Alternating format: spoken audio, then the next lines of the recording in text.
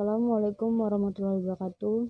Saya perwakilan dari kelompok C ingin menyampaikan tentang metode tafsir maudhu.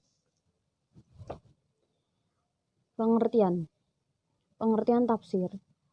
Tafsir merupakan suatu ilmu yang digunakan untuk mengkaji Al-Quran secara komprehensif. Tafsir juga merupakan kegiatan ilmiah untuk mengkaji isi dari Al-Quran dengan ilmu-ilmu yang dimilikinya.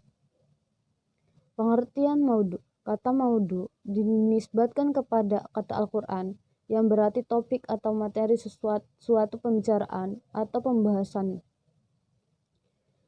Dalam bahasa Arab, kata maudhu berasal dari bahasa Arab yang merupakan isim maf'ul dari fi'il mazi yang berarti meletakkan, menjadikan, menghina, mendustakan, dan membuat-buat.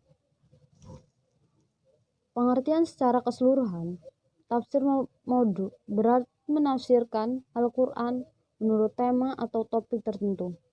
Dalam bahasa Indonesia, biasanya disebut dengan tafsir tematik. Pembagian tafsir maudhu itu ada dua.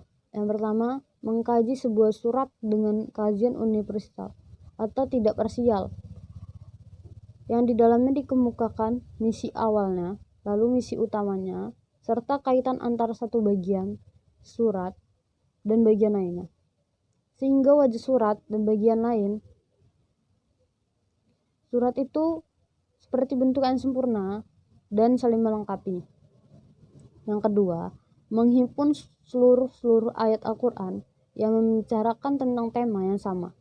Semuanya diletakkan di bawah satu judul, lalu ditafsirkan dengan metode maudhu. Kelebihan dan kekurangan tafsir. Yang pertama itu kelebihan. Kelebihan itu ada 4. Yang pertama, menjawab tantangan zaman. Yang kedua, praktis dan sistematis. Yang ketiga, dinamis, metode tematik disusun secara praktis dan sistematis dalam usaha memecahkan permasalahan yang timbul. Yang keempat, membuat pemahaman jadi utuh. Kekurangan dapat memegal ayat Al-Quran. Perbedaan tafsir maudhu dengan tafsir lainnya. Tafsir maudhu dan tafsir ta'lili. Tafsir maudhu mufasir tidak terikat dengan susunan ayat dalam musad, tapi lebih terikat dengan urutan masa turunnya ayat atau kronologi kejadian. Sedangkan tafsir ta'lili mufasir terikat dengan susunan ayat sebagaimana tercantum dalam musad. Tafsir maudhu, mufasirnya berbicara tema lain selain tema yang sedang dikaji.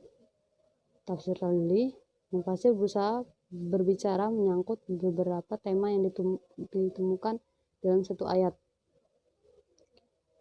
Tafsir maudhu, mufasir tidak membahas segala permasalahan yang dikandung oleh satu ayat, tetapi hanya yang berkaitan dengan pokok bahasan. Tafsir ta'lili, mufasir berusaha menjelaskan segala sesuatu yang ditemukan dalam satu ayat. Tafsir maudhu mudah untuk menyusun tema-tema Al-Quran yang berdiri sendiri. Dengan tafsir ta'lili sulit ditemukan tema-tema tertentu yang utuh. Tafsir maudhu dan tafsir ijmali. Tafsir maudhu, mufasirnya tidak terikat susunan mushaf. Tafsir ijmali, mufasirnya terikat susunan mushaf. Tafsir maudhu, mufasirnya tidak berbicara tema lain selain yang dikaji. Tafsir ijmali, mufasirnya berbicara tema lain selain tema yang dibahas. Tafsir maudhu dan tafsir muqaran. Tafsir maudhu, mufasirnya tidak berbicara tema selain yang dikaji. Dengan tafsir muqaran, mufasir berbicara tema lain selain yang dikaji. Tafsir maudhu, mufasirnya tidak terikat uraian para mufasir. Tafsir muqaran, mufasirnya terikat uraian para mufasir. Cara kerja tafsir maudhu menurut Al-Farmawi. Yang pertama, menetapkan masalah yang akan dibahas. Yang kedua, menghimpun seluruh ayat-ayat Al-Quran yang berkaitan dengan masalah tersebut.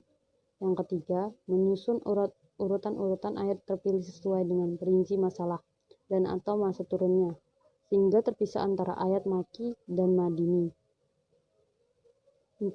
Mempelajari atau memahami korelasi atau munasahabat masing-masing ayat dengan surah-surah di mana ayat tersebut tercantum. Setiap ayat berkaitan dengan terma sentral pada suatu surat. Yang kelima, melengkapi bahan-bahan dengan hadis-hadis yang berkaitan dengan masalah yang dibahas.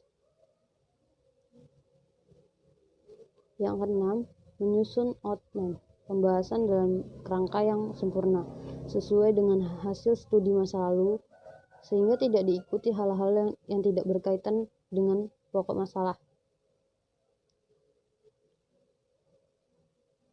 Yang ketujuh, mempelajari semua ayat yang terpilih secara keseluruhan dan atau mengkromikan antara yang umum dengan yang khusus, yang mutlak dan yang relatif, dan lain-lain sehingga semua bertemu dalam muara tanpa perbedaan atau pemaksaan dalam penafsiran.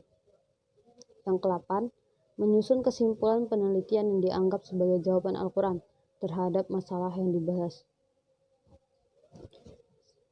Sekian penjelasan dari saya. Wassalamualaikum warahmatullahi wabarakatuh.